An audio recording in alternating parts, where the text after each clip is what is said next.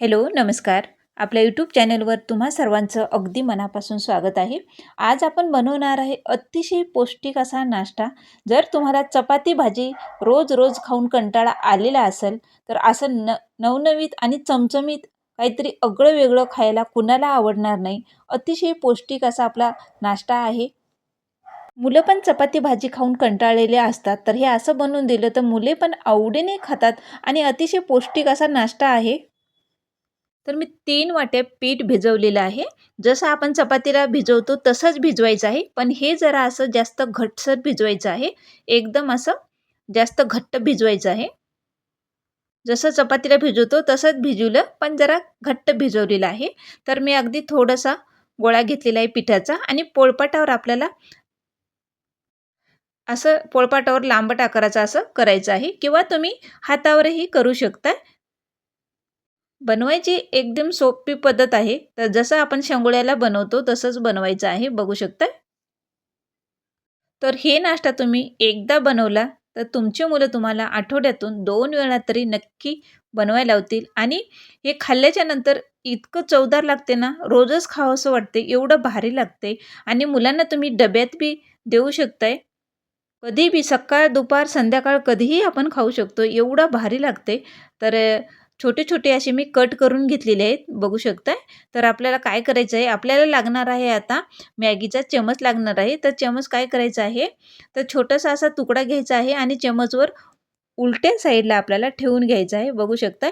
आणि पूर्ण चमचवर आपल्याला पीठ हे पसरवायचं आहे व्यवस्थित असं बघू शकताय. असं पीठ पसरवायचं आहे आणि अंगठ्याच्या साहाय्याने आपल्याला असं गोल करायचं आहे. तर या पद्धतीने असं गोल करायचं आहे. हलक्या हाताने आपल्याला असं गोल करून घ्यायचं आहे. बघू शकताय. काहीतरी वेगळं दिसतोय ना? तर याच पद्धतीने आपण करून घेऊया. एकदम असं बरोबर साईजचं आपण कट केलेले आहेत. अगदी असं हलक्या हाताने गोल करायचं आहे. तर पूर्ण असं पीठ त्याच्यावर पसरवायचं आणि हलक्या हाताने आपल्याला गोल करून घ्यायचं आहे. वेगळा नवीन आपला चमचमीत पदार्थ तयार होत आहे. खरंच खूप सुंदर असा दिसतोय.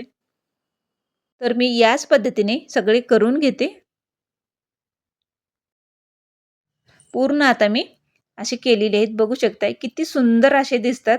तर आपल्याला आता लागणार आहे एक मोठं भांडं लागणार आहे. तर या भांड्यामध्ये आपण सगळे हे केलेले याच्यामध्ये टाकायचं आहे.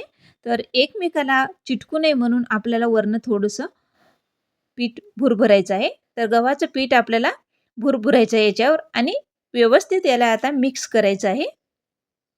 कारण असं नाही केलं तर पूर्ण असं एकमेकाला चिटकून ते घट्ट होईल.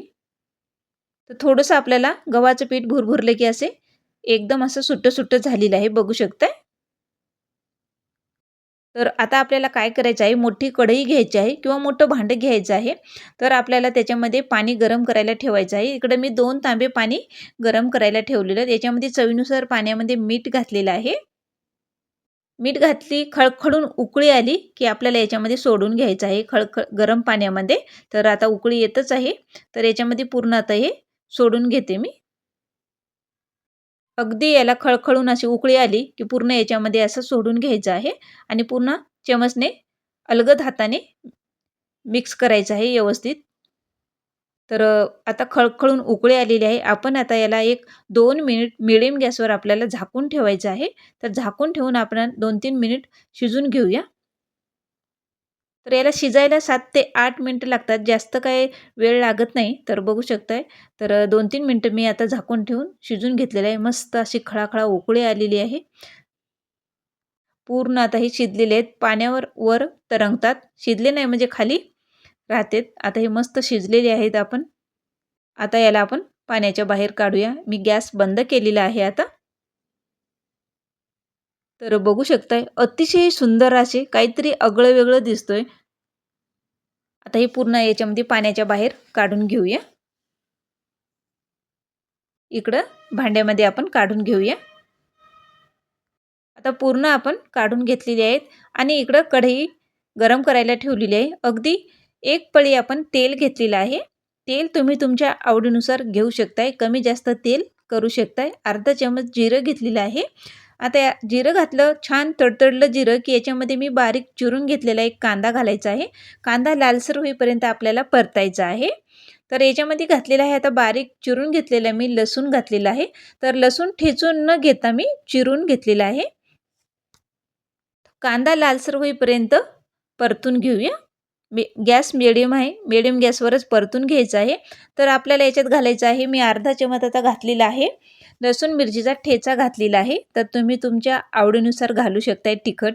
तर याच्यामध्ये लाल मिरची पावडर घातलेला आहे आणि थोडीशी हळद घातलेली आहे. आता हे मिक्स करून घेऊया.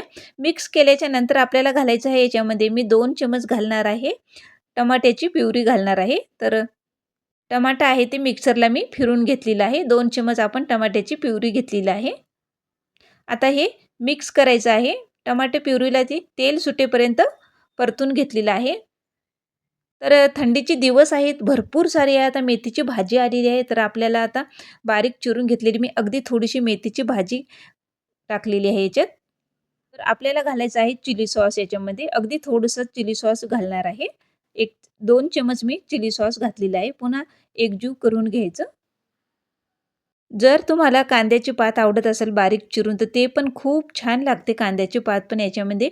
तर घरामध्ये आहे मेथीची भाजी होती, तर मी मेथीची भाजी घातलेली आहे. कांद्याची पात असेल तुमच्या घरात, तर तुम्ही कांद्याची पात पण कट करून याच्यामध्ये बारीक मेथीच्या भाजीबरोबर असं टाकू शकताय. खूप टेस्ट छान लागते याची. तर आपण याला 2 मिनिट आता वाफवून घेऊया. मीडियम गॅसवर 2 मिनिट याला वाफवून घेऊया. तर 2 मिनिट आता झालेले आहे. बघू शकताय मस्त असं तेल सुटलेलं आहे. कलर तर खूप छान दिसते. बारीक चिरून घेतलेलं आपल्या याच्यावर कोथिंबीर घालायची आहे. असं मस्त दिसतंय. सुगंध तर घरभर पसरलेला आहे. इतक्या कडाक्याच्या थंडीमध्ये मस्त असा गरम-गरम सकाळ, दुपार नाश्ता तुम्ही कधीही खाऊ शकताय. असा थंडीमध्ये गार-गार थंडीमध्ये असा गरमागरम नाश्ता आगळा-वेगळा आणि भन्नाट चवीचा असा नाश्ता तयार झालेला आहे. तुम्ही पण या हिवाळ्यामध्ये किंवा अधूनमधून तुम्ही कधीही करू शकताय तुम्ही. जास्त हिवाळ्यामध्ये गरमागरम असा नाश्ता खावासं वाटते. चव म्हणसाल तर अप्रतिम. तुम्ही पण नक्की ट्राय करा.